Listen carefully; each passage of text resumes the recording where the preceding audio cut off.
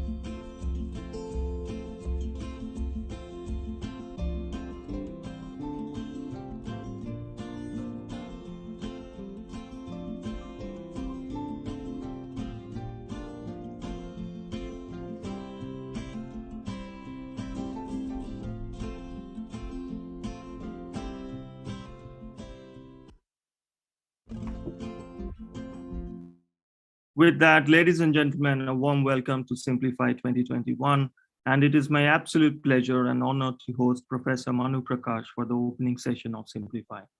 Dr. Prakash is an associate professor of bioengineering at Stanford University, USA, and a senior fellow at the Woods Institute for the Environment at Stanford.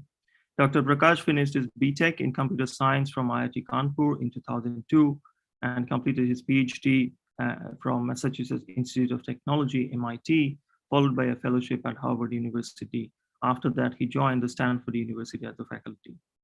Dr. Prakash is a physical biologist applying his expertise in soft matter physics to illuminate often easy to observe but hard to explain phenomena in biological system and to invent solutions to difficult problems in global health, science education, and ecological surveillance.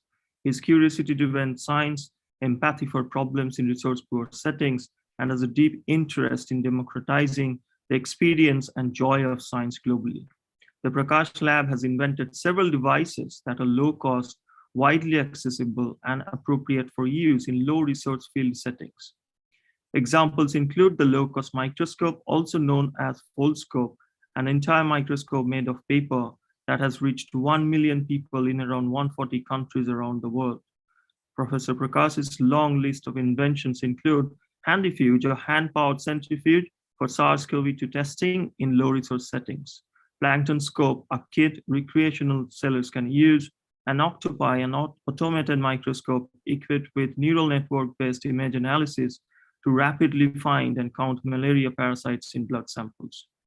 Taking cost and resource constraints as a serious problem, Dr. Prakash is best known for his pioneering work in inventing high-tech tools using inexpensive materials, an endeavor he calls frugal science.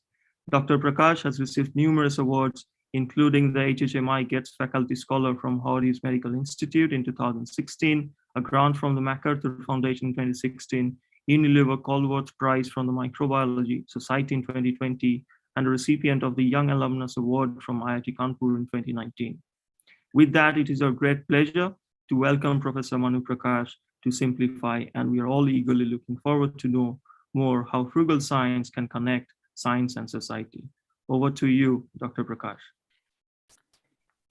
Thank you so much, Shaunak, and thank you for everyone that's connecting. I want to start by saying happy Diwali to many of you. It's we're just moving from a celebration of light, and also just what an incredibly hard time it's been for all of us over the last almost 18 months. The fact that we will recover from all that has happened, and then you will all move forward and essentially both celebrate science and also share that science and the joy of science with the broadest group of people is by itself quite commendable. So congratulations for putting this group together. I don't know who all is joining today. I'll try to be much more philosophical in my approach of what I want to share. Much of the science that Shaunak described, you can read about it, but I think I'll probably try to focus on a philosophical approach to the sets of challenges we have. I'm going to share my slides. If you can confirm that you can see these slides. Yes, but much more so, I want this to be a conversation. So please, in the chat, try to share your thoughts and ideas.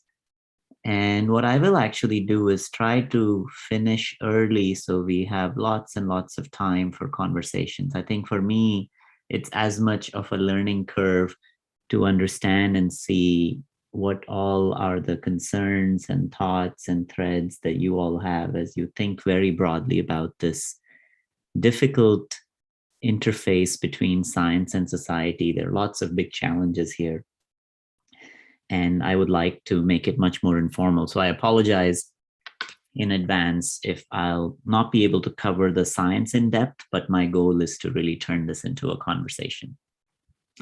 And the topic I chose, I want to share with all of you today is a meta topic in science, which is when we all do work as scientists, That's only step one in thinking about what implications does this have on the global context. And I want to share with you some of the experiences over the last 10 years, starting to think about building global communities around ideas. What does it mean to be able to share our ideas broadly in an open context, and especially enable others to engage in the process of science, and especially the way that you are thinking and the ideas that you're thinking. I'm not saying that you will always be successful with these types of approaches, but I just want to share both the joy and what a wonderful sense of experience that you gain when you think about building global communities and think about access of these technologies for a broad group of people. Let's start. I think the first thing I just have to say is all the incredible students and people that I get a chance to work with, collaborators around the world, building communities around ideas truly requires a village. I can't list everybody here. These are just individuals who are currently in my lab, many people who are alumni and are launching careers in this field as well of frugal science. I'm incredibly proud and excited. And as Shaunak said, we do try to bring a sense of play to difficult problems. So there is a sense of curiosity, and I'm actually incredibly happy about foundations and organizations and individuals that actually support this kind of work, because this work cannot be done in a vacuum. Let's start with this picture. It's one of my favorite photographs. It was taken by a teacher and a remarkable friend, Mo Pandirajan, in a village school in Tamil Nadu. What I love about this picture, I mean, I don't know if you can hear, but when I see this picture, I hear the cacophony of these kids. I mean, just the sense of excitement. And if you haven't recognized, right in the front of this line, one of the kids is sharing a foldscope, something that we created almost 7-8 years ago to another kid. And there are lots of challenges in this photograph. The fact that these kids have to line up, and we've done an incredible amount of work thinking about scaling. And I still feel whatever we have done is a drop in the ocean when we think about the grand scale problems of bringing life sciences to everybody's doorstep. We have taken the right step, but there is so much to be done. And at that same time, I watch this picture in joy. Anybody who tells me that science is difficult to share, science, there are people who don't believe in science, again, we have to reflect ourselves to say, are we working hard enough? Are we truly providing them the joy and experience that you and I experience when we walk into a lab in science? And what does it actually mean to ask your own questions? So, it's a mixed bag, this picture. And throughout this talk, independent of where you are in your career in science, I want you to really think about who's going to define the future of science in our society at large. Is it going to be a few individuals sitting in faraway universities, very focused on specific ideas that they're excited about, or will it be people who are willing to engage in a societal context, actually understand the societal challenges we have, and bring science in a manner to people where, when we have the right sets of solutions, they can actually be absorbed in our daily lives? Something that we saw as a huge challenge in the context of COVID in the last 18 months. So let's begin on this journey. I'm going to share a few examples, and for the young people in the audience, this might feel like a gloom and doom session. I just want to share with you the reality. So, you have to take it, absorb it, but don't be discouraged, because I will talk about many positive aspects. But let me just share you the reality. I think it's very important for me to tell you how I feel on a day-to-day basis. And the reality is that healthcare globally is not accessible to an average person. This is a picture that I took in Ghana a long time ago. It's a bus stop, but it essentially is working as a working field hospital. Some of the kids that you see in this picture have malaria. It's a very challenging disease if you think about malaria. And roughly 1/7 of the world's population, more than 1 billion people, live today with no access to regular electricity, running water, and hence no traditional healthcare. This has been blatantly obvious for many of us who work in global health. It's true that COVID has really ripped a massive gap, but also has made this inequality visible. Everybody in global health is asking, if we couldn't come together in the context of COVID, when will we actually come together? You can think about this in the context of how long does it take for an average person to arrive at a hospital in a case of an emergency? This, we work quite a lot in Madagascar. This is a picture that I took on my last trip. And it on average took people around 14 to 16 hours walking on foot to actually arrive to anything that you would call a primary care. And many diseases progress in a way that you actually don't have this kind of a time. And in the context of health, it's actually very interesting to think about irony in all of this. I know you're all reading many op-eds around what's happened, and are we in this mega Sputnik era of health? We have mRNA vaccines. We have the fastest amount of vaccines we have developed. We have, massive vaccination drives. What India has achieved in vaccination is just remarkable in the number of people in the shortest period of time. We have incredible molecular tests, home molecular diagnostics, possibly people using telemedicine approaches to actually reach to doctors, an incredible scale of genomic variants being shared around the world. All of that sounds phenomenal on surface. But ironically, on top of all of this, we also have great inequality of access, where people with resources, and I am not using the word developed or developing country, this has nothing to do with that. It has to do with people who have resources and don't have resources. And, Martin Luther King Jr. said this very eloquently. I'll just read that. Of all forms of inequality, injustice in healthcare is the most shocking and inhumane. And this is very challenging for just many of us who dedicate our lives in healthcare, because no matter what kind of solutions come to the table, unless you think about access and scale and equity of access, many of these approaches fall flat when you think about global impact. And again, it's incredible what we have done, but I just want us to do more to make sure that much is still remaining. You could also look at it in the context of just diagnostics, which we work quite a lot. Lancet just had a report, the Lancet Commission, 47% of global population does not have any access to diagnostics. And this is in an era where I would say this is the golden era of diagnostics, with massive explosion of technologies. And many of the young folks in this room, our challenge is not just in inventing technologies, but making sure that they reach the masses. And how we do that requires policy, strategic engagement, massive investments. I mean, it just does not make sense to me when we think about the total dollars or rupees spent on healthcare in India, for example. It's abysmal compared to our population. And how do we change that narrative to make sure that many of these solutions will actually make it to people? So I said enough about health. I want to say a word or two about education. It is fundamental to anything in terms of society that will be able to absorb scientific solutions to progress. This is another picture that I took in the field. It doesn't matter where this is. This is a very common picture that I look at schools around the world. There are no tools of creativity represented in the school. A roof does not make a school. Again, roughly around 1 billion kids live in families that make less than $2.5 per day. This is a remarkable number from a context of poverty line, and this implies many of these kids will remain trapped in the context of not having many opportunities.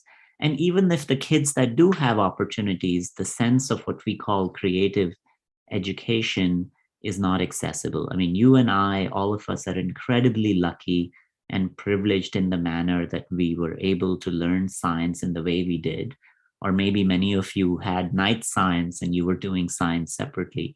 But it's a huge challenge to not have many of the, I mean, I would say half of our creative workforce is being just ruled out primarily because they don't have any access to what it means to enjoy science. Very statistically and data speaking, you can look at COVID, the numbers are at least a third of the world's school children have not been able to access any sense of what you would call learning in the context of COVID. That's roughly 460 million kids on this planet. So it's a tall order. It's a huge challenge in terms of thinking about. And again, I understand that the pandemic has highlighted these problems, but these problems have existed prior to the pandemic as well. So if this was not enough, let me just talk about the environment. The COP26 is happening at this very moment. All of us are living in the era of the fastest decline of biodiversity we have actually ever seen. 3/4 of Europe's insects have disappeared. Nobody really actually has a clue on how that happened. It's shocking that we let that happen. If you really think about the context of what's being described in the communities coming together about this idea of conserving 30% of the planet's territory by 2030 to allow biodiversity to at least survive, if not thrive. It's very difficult to achieve. We have never followed up on these targets. And unless we do remarkable changes in how people make their livelihood and make lives work, we will never be close to these sets of targets. The challenge with biodiversity loss is the fact that we don't understand how it's going to make a massive impact on our lives. And ironically, everybody thinks about that in this challenging sense of climate change and global biodiversity loss, the planet is in a gloom and doom. Life will survive. It's actually the survival of human race that is the question. And one of the factors there is the fundamental science between how biodiversity and our ecosystems sustain our daily lives is not well understood. So when I say we lost 3/4 of all the insects in Europe, what does that mean on a practical matter? It's very difficult to actually quantify because of these being complex systems. So that's the gloom and doom portion of the talk. I apologize for such a depressing preview, but I think I want to be honest with you that, this concern and empathy for these problems is what keeps me up at night. This is why I love talking to many of you who are far younger than I am, who have many more years under your belt, to really think and take to arms many of these challenges. This has nothing to do with applied science or basic science. It has nothing to do with the kind of science that you do, but just anybody who's engaged in science. I want you to be thinking about these problems at the back of your head. Now, what I shared are planetary scale problems. That's our grand challenge. And personally, as a scientist, I've thought about this in a manner of measurement tools. What I would like to see in a lifetime of my own is to really wire up this world in a sense that biological life could be measured on this planet at a granular scale, just like we do for all the bits that are flying around, just like we do for all the information that we quantify and organize. And that's a tall order, but it's essential for us to really build a healthcare system for the planet. In conventional terms, this field is called One Health or planetary health, but it is impossible to do that. And again, that's a conjecture that I think without partnerships with individuals and citizens of this world, and especially collaboration between professional scientists and amateurs. And when I say amateurs, it's not a derogatory term, it's just a term associated with a person who does not have his livelihood associated with scientific activities. We just do not have enough scientists that are professionally trained and create a livelihood to really make any context or a dent in the class of the challenge that we face. So how would we go about doing this? And as an example, I want to remind you of a historic fact that I've enjoyed. This is again a picture of Sputnik. I'm bringing this again twice, but I want to remind you of a historic thing that many people forget in the space race era, which is when Sputnik was launched, it caused a giant panic. Russians had launched their satellite. You and I at that era could have just declared that we've launched a satellite. Sputnik 1 happened to have a radio transmitter, so it was actually pinging and telling that here I am. But I could have just claimed that I've launched a satellite. We did not have any methodology to map the skies. We were completely caught in the dark. And at that time, Fred Whipple, a very famous astronomer, came up with a program. It's called Operation Moonwatch. And he empowered tens of thousands of people around the world with tiny $10, $50 telescopes. These were quantitative instruments. He taught people. There was an entire team that was built around it.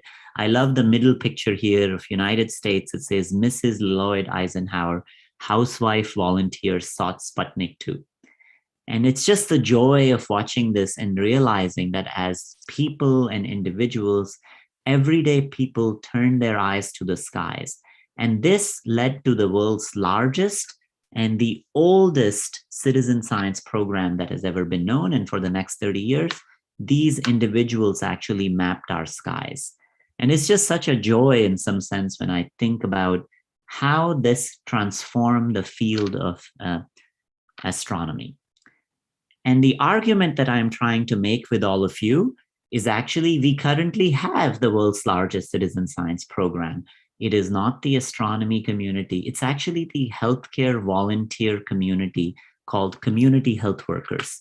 These are the ASHA workers that are walking our neighborhoods, actually taking care of patients, looking at who needs what type of care. These are some pictures from Liberia and Congo, looking at healthcare workers during the Ebola crisis. And it's just remarkable, these are individuals that are literally our age, you and I, and they are spending their lives really in the community. I would call them in the trenches. And often enough, just as a scientist, I have thought about how do I empower these individuals who are truly the first point of contact of delivering education around health, directly health, and then similarly, an army of individuals around this that could actually map and measure our environment so we truly understand how this dynamics is changing. Over the years, we have spent a lot of time on this over the last 10 years by democratizing many tools. I'm not going to have any chance to walk through these, but much of this is published. So I'm going to just give you a few snippets and focus on what I tried to tell you about, which is what happens when you come up with an idea. What do you do next? That's going to be the focus of this talk, but there is a lot of work that we have done. And I'm actually really delighted that this context of frugal science has really been embraced by a very large scientific community. And I'm just proud to be part of that community.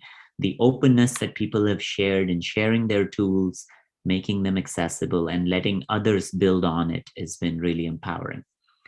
My journey in thinking about most of these ideas really depend on me spending time in the field. It's just been quite depressing to not have been able to go to the field. I'm really looking forward to getting back to the field, but Zoom and many of these communication tools have actually expanded our networks that sometimes I question that now I can talk to more number of people about the kinds of ideas. But I just want to remind you that, ideas don't come if you just sit in your office and scratch your head hard enough. That's not enough. You really have to embed yourself in the problem, sometimes literally completely immerse yourself in the problem, just like we are here in this picture on the right in Madagascar, where we were, in 1-2 meter deep waters infected with schistosomiasis, trying to understand how transmission occurs, or, in Cameroon, looking at cattle hide to try to understand how cows and cattle are infected by this terrible disease to really understand the dynamics of this disease. Many times you truly have to embed yourself in the problems that you care about. That is step one of if you are serious about tackling many of these problems. One of the things that I often remember that I like to remind myself is a saying that I learned from a friend of mine from Uganda, who, when I visited him the first side, he told me, Manu, come back when you've come up with the tools that operate and you can do diagnostics under a tree. I've taken that to heart. And actually, I would say his sentence contributed a lot in me thinking about Foldscope Foldscope is a tool that you can take and do diagnostics under a tree. But unless he had said it so sharply, I would have sometimes not think about the extreme version of frugality that at least we take as a group when we're trying to evaluate our ideas. So, let me say a few words about COVID. At this point, I'm going to go very fast. I'm just going to give you snippets of ideas and really focus on community building side of the story. What has COVID taught us? I often think about this in the context of never waste a crisis. Another historic example that many of you might have heard of is the context of invention of bicycles. Bicycles were invented because of an 1815 volcanic eruption that literally killed all the horses, and humans were forced to think about transportation differently. It was a massive crisis, a famine that was there. The famine went away, the volcanoes subsided, the bicycles stayed. And it is an incredible idea that has transformed our world. And we should think about what are the big ideas that will stay with us with this pandemic. And in my mind, one of the biggest ideas is going to be communities that have sprung upon, taken in charge, and actually tried to do something about the problems that we see around us. We have been very busy, also just fortunate in terms of thinking about lots of problems. So this was our timeline literally last year of releasing products and making them accessible to patients and doctors and communities around the world. I'm not going to talk about the technical details of any of these. This is all documented very well. But at that same time, none of this would have been possible without us really embracing the sense of growing a community around these ideas. And that community has actually had a much more long-lasting effect even than these interventions themselves. The friends and people that I have met through this journey in the last 18 months has really been remarkable. So let me tell you about a few examples. Some of these websites are online. Many of these papers are accessible on preprint, so you can read them. Much of this is also documented on these sets of websites. One example was thinking about elastomeric respirators and how to provide. It was shocking to see that such a simple tool of science that N95 masks were not available. We looked at an idea of snorkeling masks, something that I use for recreational snorkeling, to turn them into elastomeric respirators, which are reusable. The difference is that if it's a use and throw mask, the United States just alone needed between 3 to 4 million masks per day, while the production capacity of 3M was 1.5 million per day. And they took literally 6 months to ramp up that capacity. While if you were to use reusable masks, you can use a single mask essentially for 6 months to almost multiple years. And that creates a very different distribution model in terms of thinking about the sets of challenges. We went all the way from a design community that was spread around the world, including Nepal and India, a clinical community all across Latin America, Europe, US. And in the end, this got approval across Belgium and France. And at this point, there is roughly around 30 to 40,000 of these units that were used at the height of the pandemic. And again, because these are reusable hardware, this has made in hands of people who have never had access to respiratory masks before. Many companies caught on and actually then delivered elastomeric respirators, which then finally got approval as well. So it was an exercise in a community-based approach of clinicians engaging and taking their own lives in hand. When the FDA was telling the clinicians that, look, if you do not have these masks, do what is best as possible, take your life in their own hands. And they reached out to many people like us in the engineering community to support them. It was really all hands on deck. And it was remarkable to see as a collaboration between, I think this collaboration existed in 22 countries, roughly around 300 people that engaged. There are lots of lessons to think about in this, but also just the biggest one was when when it comes down to times when people have to take their lives in their own hands. And frankly, that is what's happening with majority of global health problems. There was another idea we explored. Now, this was an industry-academic relationship. We started thinking about actual manufacturing of N95 masks. Can you imagine building a factory in a container ship for N95 masks? That led us to really think about cotton candy machines, which might sound really bizarre, but many of you have had Budia Ke Baal, which is a machine that essentially creates fibers, sometimes nanofibers out of sugar. We literally took those machines and re-engineered them to build polymeric substrates. And actually that led to a partnership with an industrial partner, and they built and designed an entire machine for mask making that can now fit inside a container ship that can be shipped around the world. So we can finally deliver on N95 mask manufacturing literally locally anywhere in the world. This is a project that's continuing. It's really amazing to see how far we can go with these sets of collaborations. This is an older version of the machine, but one of the factors associated with this is really starting to think about an approach of distributed manufacturing. Again, would have never been possible unless we could really partner openly with organizations like corporate partners that were coming online at the same time. And these are industries and partners that never have actually manufactured any medical devices. Another example of that partnership was associated with thinking about ICU ventilators. Many of you know the kind of shortage that we saw that led to another class of a team, again, roughly around 150 people coming together. Our goal really was to build the Chrome browser of ventilators. So this was not supposed to be just the product in the market, but a completely open source design, which will act as a reference design for local manufacturers. We work with 2 manufacturers in Kenya and India, and now most recently in Nepal.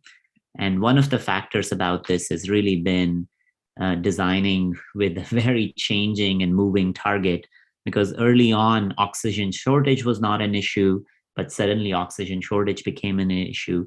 Many of the engineering aspect had to change. But what this has led to is also really rethinking our regulatory framework. And this is the machine, it's called Pufferfish. It's currently undergoing regulatory approvals in multiple places in India, Nepal, and Kenya. But one of the factors associated with this was really rethinking what is the requirement of regulatory approvals for medical devices. It's not enough for us to put together an open source design and put it on the internet. That does not operate in when you really think about what does it mean to build medical products. And this project has really led us to think very deeply about building something like a WHO, an international organization for regulatory approvals for medical devices, especially in low and middle income countries.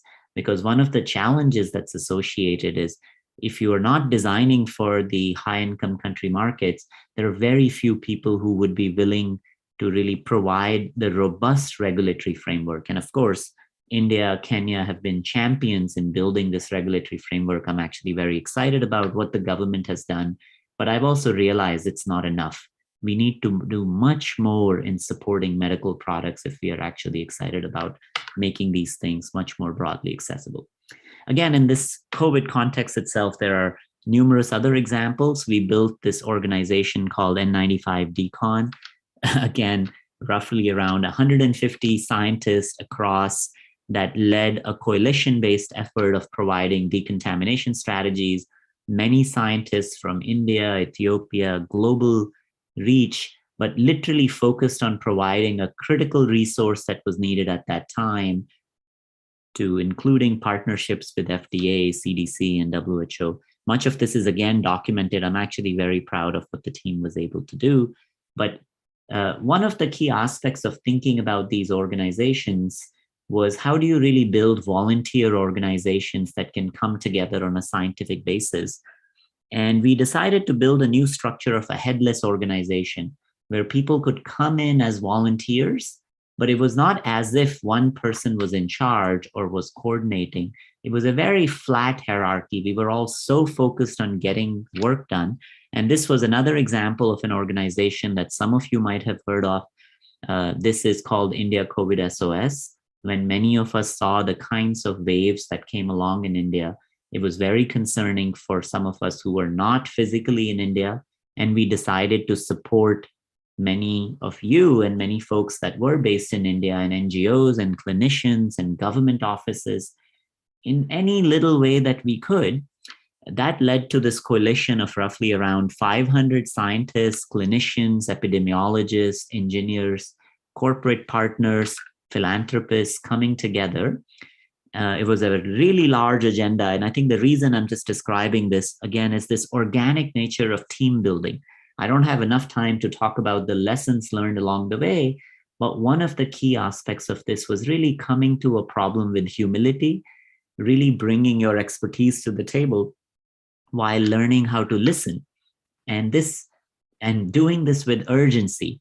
We had to make some very difficult decisions, but it was very important to do this at speed to actually save lives. Some of the things we were able to do, for example, is this home care sheet that was circulated around India and South Asia in 25-ish languages. And it was really about triage of making sure who gets to the hospital and who doesn't. Some of the work was really around a loan program for oximeters. We discovered many pulse oximeters in the Indian markets were not appropriate for dark skins, to really be able to try to remove those, because this was a key factor in people deciding. We also released open source designs to many companies in India on conservation of oxygen. And one person I would like to highlight in this context of community building, here is an individual, Dr. Kusum. She is a dentist in South Bay. We met through the group that we built. We had worked in my lab on an idea of turning BiPAP machines into something that could provide some support to early stage COVID patients.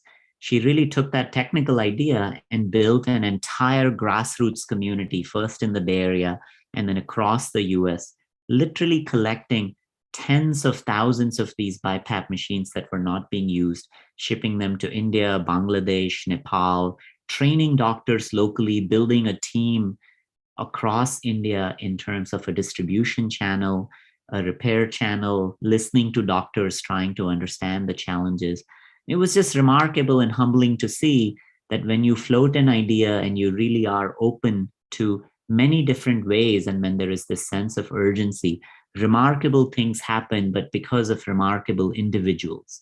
And how do we as a collective find ways of amplifying each other's voice, each other's work, but also just each other's ethics? And it was just so remarkable for me to see, and very humbling, in fact, to just say how people come together. And I think, this in my mind is the COVID's biggest giving to us. Of course, we can lose it any moment. We can go back to business as usual. And this would be a big mistake in terms of thinking about what have we actually learned from our worst nightmare, if I were to say so, and how do we actually implement this at a global scale for pandemics that have been going on for a while. TB is a massive pandemic. We just don't call it that. And it's a terrible mistake. Unless we look at urgency with the climate change and the education problem, we will always find ourselves in niches trying to solve niche problems and never thinking about scale. Okay, so this is all I wanted to say about COVID. I still have 10 more minutes, and I want to take a few minutes to tell you about just playfulness in some of these ideas and some of the ideas beyond COVID as well.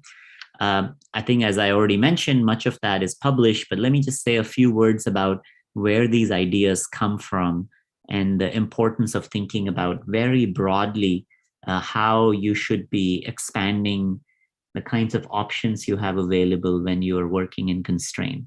This is a picture in Uganda that a student of mine took while I was talking to a person who is a healthcare worker, and he pointed to me the fact that many times when they're handling samples, there's a huge issue with sample processing. This is actually also the origin story, but of Handifuge, which was this handheld COVID test that we built, but this happened in 2013. So the origin was started a long time ago.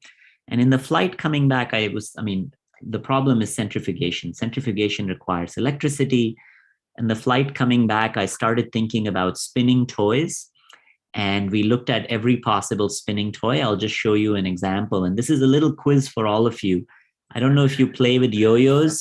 Can anybody think, if you can, in your chat, write, how fast does a yo-yo spin when you throw it? What is the world record for the fastest thrown yo-yo? This is a high-speed video. And you can ignore this in terms of, again, it is a toy and we play with it in our lab in many ways. But while doing this work, we actually discovered a class of spinning toys, which again, all of us has played as a child. These are called buttons on a string and a run. You can literally take a button. I'm sure all of you have played with this. But the realization that we made was this is the world's oldest toy. In the history of mankind, this is literally 5,000 years ago, people have built this toy. And nobody in this 5,000-year history asked a question, how does this object work? We looked at it, here is an equation. I can spend 15 minutes trying to tell you how this actually works, but I don't have time. But the most important thing to think about is the sense of basic science, even in these applied problems. We actually take a mathematical trick of how DNA supercoiling works, and we applied that in this context of oscillatory centrifuge. But when we understand the mathematics, we were able to build a centrifuge that now holds the world record for a fastest spinning object with human power. This, we can get it all the way to 125,000 to 200,000 RPM. That is equivalent to 30,000 G forces. And with a tool like this, within 90 seconds, we can do an anemia test. Roughly 3 billion people in the world need anemia test. In India, it's one of the biggest challenges in pregnancy. With a little more time, we can actually pull out single parasites, and because parasites change density in a cell, so this is malaria. And one of the joys of these is to take them to communities. So now this is back again, a picture in Madagascar. And the joy, this is a village chief. I need his permission before I can work. And just this joy is what, kind of when I think about things like these, it's just remarkable to see, not trying to make black boxes, but to really make the tool very visceral and understandable to the community is incredibly important. One of the things that we did is we released this as a platform, and then suddenly the entire scientific community exploded with hundreds of designs, many different diseases. There is a urine tract infection device based on fidget spinners. There is actually a nucleic acid test built on this platform at this point. We built what we call HandyFuge, which is a COVID test. And again, one of the factors that I want to point out is when you really think about open source design, it really explodes the kind of variations that can come. One of the challenges that we still face in open source medical devices is the regulatory framework, because that doesn't actually exist as yet.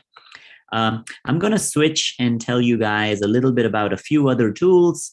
The next one that I want to point out is another COVID device that we actually built. Let me see if I can jump to that. It's called SnapDX. I happen to have one right here. It's a plastic tube that is a self-test that anybody can do at home using saliva.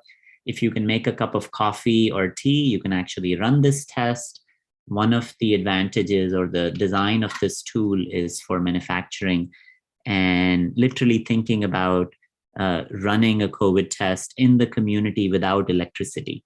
But the key aspect is that it is a molecular test, unlike an RDT. And one of the key things that we are trying to do is to massively reduce, by an order of magnitude, cost of molecular test, but still delivered at the point of care. Although now PCR tests can be done for low cost, if you have your framework and infrastructure, it still requires a centralized framework. And as you all saw, that really broke down when we had the kinds of massive infrastructure failures with the numbers associated. So much of this will be publicly available online.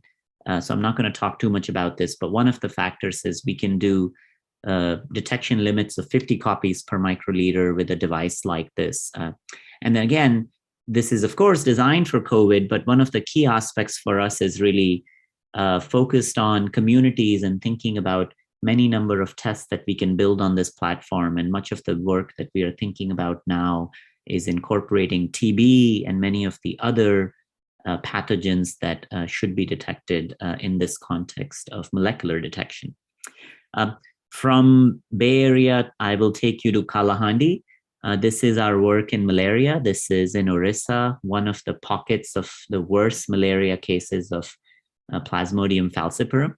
One of the contexts of thinking about malaria diagnosis, as Shaunak had mentioned earlier, is how tedious it is. At this moment, we still use the stain that was actually invented in 1904 by Mr. Gimsa. And this is what a malaria diagnosis looks like. Incredibly talented people working 10 hours a day, every single day, 6 days a week, trying to provide diagnosis. And literally, this is just a video I took to give you the sense of what is a life of a healthcare worker. These are the community workers that I was talking about. We've been thinking about this and we realized we can bring robotics to the table. So this is, I call the big brother of Foldscope. This is an instrument that costs around $100 to $200. It's completely automated. This is not in its final form, but operated on a cell phone battery. We can essentially do automated detection of malaria with machine learning approaches. So at this point, I'll show you the instrument is scanning. And we made a discovery of using a trick from astronomy and applied that to microscopy, which is spectral imaging. And this allows us to very rapidly image roughly around 15 million cells in 5 minutes, compared to what a human can do, which is roughly around 3,000 to 5,000 cells in half an hour, which is a huge time in terms of thinking about the malaria burden itself. We're really excited about this in terms of thinking about many of these units are being tested in Kalahandi right now. So this is what field settings look like. As I'd mentioned, this operates on a cell phone battery. As you can see, power is fairly limited. Now, this is the same units in several hospitals in Uganda. And one of the approaches we're taking next year is to deploy roughly around 100 of these instruments as a network to, again, build a global community of consensus, which would be the first open microscopy diagnostics community. I'm just going to say one word about Plankton Scope. This is our answer to thinking about mapping the oceans. We are providing scientific instruments to sailors because we understand very little about the ocean. This is data that came out of sailboats, 15 sailboats that sailed around the world collecting microbial biodiversity. Many of these sailboats are actually equipped with this instrument, which we call Plankton Scope. You can see this picture from Lake Chilika in India. This is an instrument that automatically images cells. So what you're looking at is a bloom. And rather than the microscope scanning here, the sample passes through. This is, again, an instrument which is open source. Any of you can actually build it. It essentially images roughly around 20 to 30,000 objects per few minutes. And we can build ecological maps. So just like I described, trying to detect diseases in humans, you could actually think about trying to detect ecological perturbations. And I call this picture just like Instagram ecograms. Ecograms the term that I'm using is a snapshot of an ecosystem. And can we really understand the ecosystem and understand the challenges? So when you have an ecological perturbation that could actually be detected. This instrument is open source. Roughly around 50 of them have been built by users around the world, although this is starting to grow. And if you want to learn more, you could go to Plankton Scope, where you can read quite a lot about it. I'm going to jump to just one last word that I want to say, and I'm going to close at this point, which is, again, going back to community building. But finally, rather than trying to tackle one problem, how do we truly magnify curiosity itself? Because we know curiosity is at the heart. And if we could truly spark curiosity, which we're all born with, so clearly it's not as if you have to acquire it, but you have to reignite it, just because maybe of our education system, our circumstances, the time that we have, the privilege or the non-privilege that you've had in your life. And Foldscope was kind of one of our answers to thinking about. There's a lot of technical details that I could talk about, but again, it's an origami microscope that you can build. You can watch single bacteria for an instrument that at this point in the world, anybody can get for $1.75. Much of this data comes through. You can use it with cell phones. You don't need any electronics or batteries. You could just use it with eye. You can take a flashlight and turn that into camera lucidia. Presidents around the world at some point used to know how to use microscopes. But more importantly, the more important people are the young kids around the world. As Shaunak said, this community has grown now at this point to 1.6 million users around the world. And as you can see, India and our partnership with the government of India led to a massive distribution campaign in India. And you can see India is completely covered. All corners, all districts are engaged in this effort. There's a lot of documentation, so I'm going to skip this. But one important thing is everybody's work is documented on this website called Microcosmos, so you can all look at this work. This is work from individuals just like you, all the way from 6-year-olds to 99-year-olds, all on the same level, using the scientific tool to share their curiosity. Much of that work is very directed sometimes, like the program in India. We have looked at agriculture, we have looked at animal health, human health, of course, rural education, really focused on kids who have never had access to science. Many individuals have translated all these instructions in many languages. There's roughly around 400 publications on very specific uses of Foldscope, detecting all the way from microplastics to toxic algae blooms, to really trying to understand whether the saffron that you're buying in your market, paying a lot of money for, is actually completely adulterated or not. This is one example of a tribal community in Chhattisgarh and a training for farmers to look for fungal infections. This is in the middle of the ocean, sailors trying to map the biodiversity. One of the factors is Foldscope have gone to the top of the Himalaya, the Antarctic and the Arctic. They have gone to the Amazon rainforest. And this is the power of bringing scientific tools outside the lab, which is really where majority of biology and life plays on. This is an example of the conservation guards in Periyar looking at elephant and elephant health using these tools. This is conflict zones. We have worked quite a lot in Lebanon and Iraq, really trying to bring scientific tools to kids who have just been ripped off with their education. Many of these kids will never actually be able to go back to a normal school, and the trauma associated both with war and the kinds of trauma that COVID brought. And this is something that's incredibly important. Much of this work of bringing these tools to now 1.5 million people was done by community members like you. For example, in this picture, the most important person in this photograph is Mohammed, who is on the left. He was the individual who recognized the power of this tool. He wrote to me. I decided to figure out a way to support him. We somehow got tons and tons of microscopes and foldscopes to Iraq, but he built the community. The credit of being able to bring this tool to the masses, to the people in Iraq, actually belongs to him. Similarly, this is the photograph of Mo Pandirajan, a single individual in Tamil Nadu who has scaled up Foldscope and actually trained more than 90,000 students and 12,000 teachers. He travels across the country training, and this is the photograph that he took.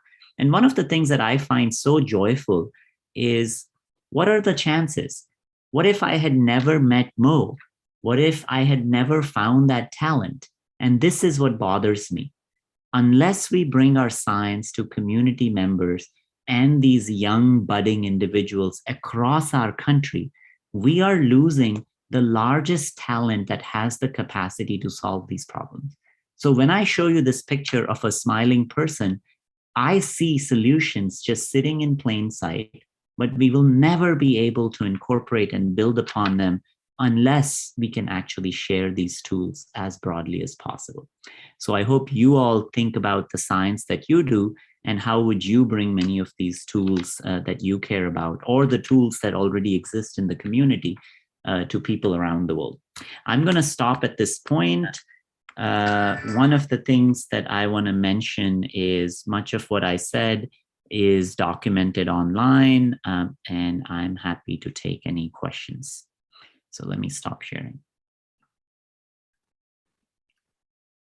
Well, thank you so much for that fantastic talk, Manu Prakash. It has been truly a motivating session for me and a lot of us to think about these global challenges and how we as budding scientists or the major scientists, as you may have said, can contribute to build a better planet. It's a delight to listen to all these amazing discoveries you have made, starting from a candy floss maker to a yo-yo spin.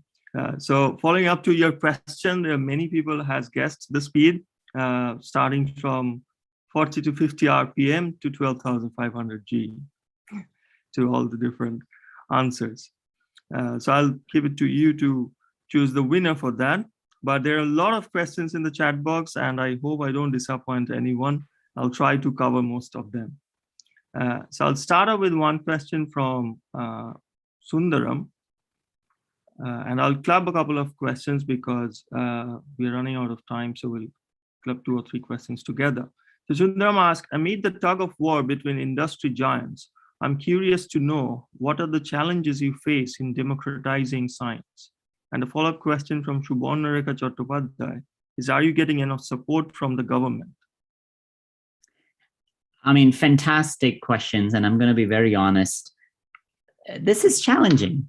You know, when you really think about scale, I mean, it took us 7-8 years to get to this point of building a scientific community of 1.6 million curious people. I would have wanted us to be at 10 or, you know, there are 2 billion kids on this planet. That's where we want to go. And it's challenging. And I completely, you know, when I think about the industry giants and what is our role, I often think of orders of magnitude and scale up in just my own work.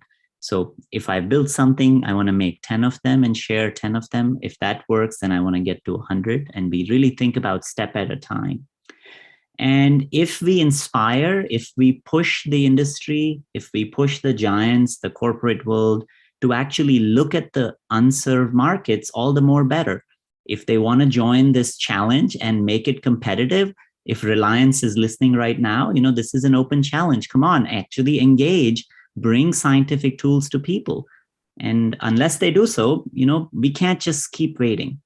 And going back to the government, I think it's a phenomenal and an important, because this is not grassroots is where the ownership and the creativity comes from. But without investment, we cannot make the kinds of steps. And this is also the challenge that I see in what we invest in our healthcare and what we invest in our education for the young is just abysmal.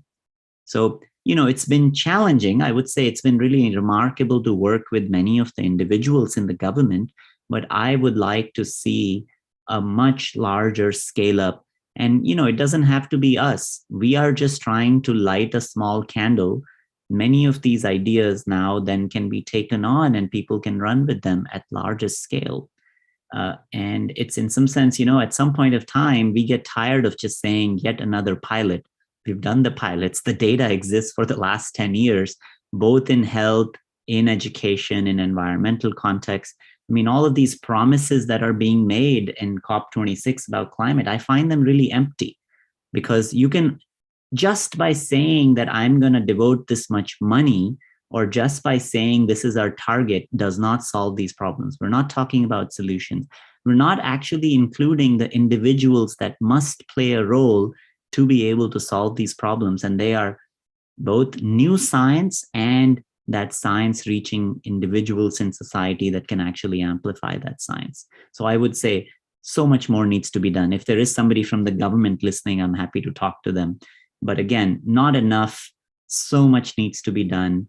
And I understand that, you know, COVID is a great wake-up call, but if we can't get together now in trying to solve each one of these sets of challenges, then I don't know when we will, because this was the largest wake-up call we could have gotten. So I mean, that's very well said. And along the same lines, if I may ask a quick question regarding the role of government, was it easier for you during the pandemic and when you're trying to make the India COVID SOS team and the government was supportive? Yeah, I think so. First of all, I want to comment, India COVID SOS is a headless organization. I played a role, but of course, many of my friends played a role, and it's just, I don't have time to talk about it. It literally is a 500 head organization. But again, just so much love amongst each other. And I was very happy to hear how biologically speaking got started. You understand that perspective very well. And I really wish you get to continue in that space. I think it is true. People were listening, because when you bring very interdisciplinary approaches together in a very thoughtful, careful, and ethical manner, it was not about none of us names are plastered anywhere. Any solutions that we put out there never had anybody's name on it. And so it was essentially associated with the entities that engaged with us. They saw the content, they understood that there is a thoughtful approach towards it. And at the least, yes, people were listening. Whether we influence certain sets of people as much as we would have liked is anybody's guess. We cannot tell that sometimes. But there was a lot of implementation, and we really focused on implementation because there was no time to provide more, just big picture. We really had to be supporting people on the ground. So we really focused on making sure where tomorrow needs to be better than today. And that approach actually was very well received in some sense. Now, whether that could be done although I would argue all of these other problems that I talked about are in crisis, we just don't perceive them that way. But my hope is that people can reflect upon the value of broadly engaging with ideas. And some of that will translate. I have made definitely both in organizations the kinds of contacts that I had not thought about. And again, if some of you are dedicating your career in science, as scientists, our role is not just in the lab. We are also the champions and the people who will carry the flag of science in our community. So even we have to, I love this photograph that Mo Pandirajan sent me. It's a picture of a wedding, a Tamil wedding happening where the bride is sitting on the wedding station, but she's looking through a foldscope, enjoying a moment of science. When science becomes so ubiquitous in our life, where she was just curious, some powder that had been put there, and she wanted to know the identity. It just, that's the moment when you say, it is part of our daily lives. It is part of that conversation. So I think that's something that I am really looking forward to. It's not just the top-down approach, that will take time. Yes, we can do more. But what I like to see, especially because many of you are inclined towards science, is take these tools and ideas in your own neighborhood. Don't think about the largest scale that you could reach out. First, start small. Find a kid in your neighborhood who would have never seen through a microscope unless you actually intervened. This is something that we do very commonly in what we call a foldscope club, like a fight club, where there are certain rules.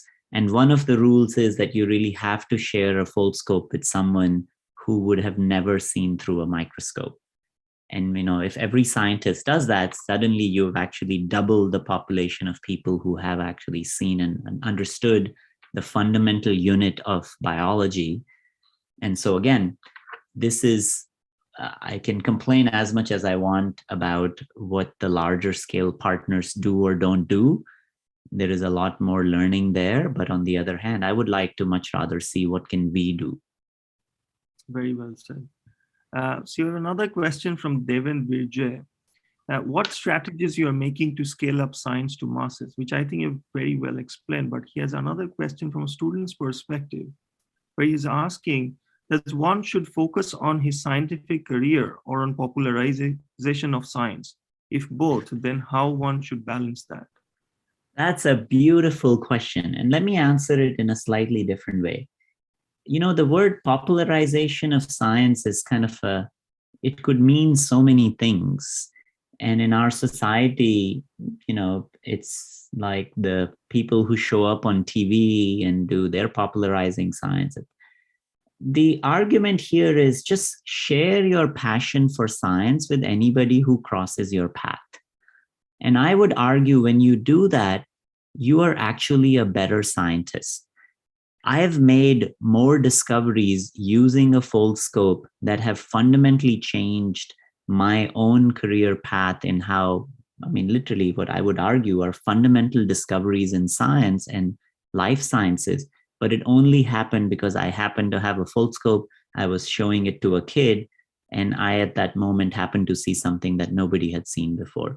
This was a paper that we published 2 years ago on thinking about hydrodynamic communication among cells. And it just, it's not about either or.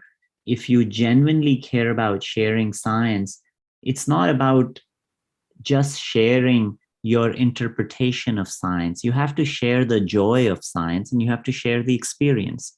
And in that process, you would learn so much more, because you would find yourself in a new place. You would find yourself with a new audience, and you would find yourself with people who ask questions differently. So it will truly expand, and it does not matter, whatever kind of science that you do, if you really start thinking about sharing that with the broadest circle that's around you, that by itself will enrich your science. So then it's never an either or. You're just the same passion that you show in the lab, you're just actually sharing that in your broader circles. I think that's what's missing. Some of you might decide to truly, completely convert and build a career out of science communication and other factors. I mean, there is a lot of people who are thinking about that. What's actually missing is practicing scientists taking their science and sharing them with everyday people. Because there is something very special about how a scientist thinks, and how we handle uncertainty, and how we navigate when a data says something else and we really have to change our opinion. I mean, that's missing. People don't actually understand how science works. This whole thing that happened in COVID is like, oh, last week you told us this, and this week you told us this. I mean, we got some new data. That's it. It's very simple for a scientist, but it's not simple for an everyday person. So it's not an either or at all. And again, it is about, I don't want you to give up your scientific career, because otherwise we have lost another person who could have actually tackled and solved some of these important challenges. But make it a part of your everyday life. And you will find it's very enriching. And, when you think about this, it gives you new ways of thinking. So it's not a one-way street. You possibly gain as much as you give in this process. Right.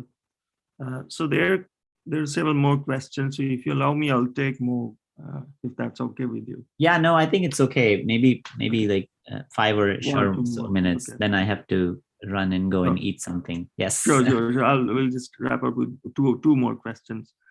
So this question by Rajoshi Chattopadhyay. I'm eager to know why some pulse oximeter are not suitable for dark skin. So in your opinion, which are the oximeters that are usable by everyone in general? Yeah, I think it was a very time-sensitive thing that some of the things that had come into the market did not have the stringent regulatory documentation, which does require you to look at color. I mean, because it's a color penetration issue, color of the skin can actually matter. And so if they had only done tests on a white skin person, then it's obvious that you can actually get faulty results. One of the factors there is that it's much of what we found was we found them in devices that did not have a stringent regulatory approval. So they should not have been in the market to begin with. And again, this is published. This has been looked at by other communities and other scientific communities as well. We really just wanted to make sure that what was rapidly coming into the market would satisfy some of the rules, and especially, because color of the skin is a huge variable in India that you should be thinking about. Okay. Yeah. So there are a lot of questions, Manu, that how to be in contact with the community you built, especially with India or the Foldscope community. And I see you have already shared a link in the chat box, but if you want to add to it, and there's a follow-up question regarding Foldscope from Beena Pillai. Yeah, I was just answering Beena's question about the time it takes. And I mean, very Very well said. It's actually one of the challenges that we took to heart, and you would be very happy to learn we are releasing a full scope 2.0 in January next year. And we have really deeply thought about simplifying the folding. And again, this is our 300 design. We call it full scope 2.0, but there's a lot of internal work that has gone in that crunches that all down to less than 5 minutes for an average, just anybody. It's a massive simplification without letting go of any of the features. It also will include multiple objectives, so it expands on what you can actually do, both on low mag and high mag. So there is a lot coming. There is a lot of content that we are about to release that's associated with trying to get students and younger individuals really understand the process of science. So if you join in and if you go to microcosmos.foldscope.com, many of you can engage. You can look at the kind of content, you can upload content, and it really is a lab notebook. So you should really think of it not as your refined paper that you publish, but really an idea or your open science notebook.